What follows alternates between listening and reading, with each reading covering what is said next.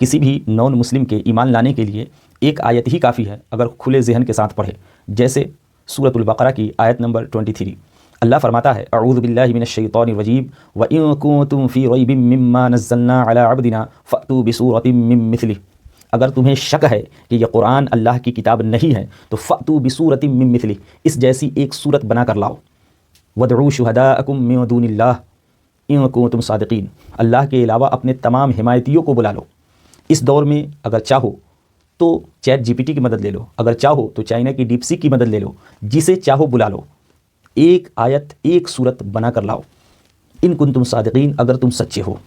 فَإِن لَّمْ تَفْعَلُوا، اگر تم نے نہیں کیا، وَلَن تَفْعَلُوا، اور تم ہرگز نہیں کر سکو گے، تو فَاتَّقُوا النَّارَ الَّتِي، ڈرو اس آگ سے، وَقُودُهَا النَّاسُ وَالْحِجَارَةُ، جس کا ایندھن انسان اور پتھر ہیں، اعدت للکافرین، جو کافروں کے لیے تیار کی گئی ہے۔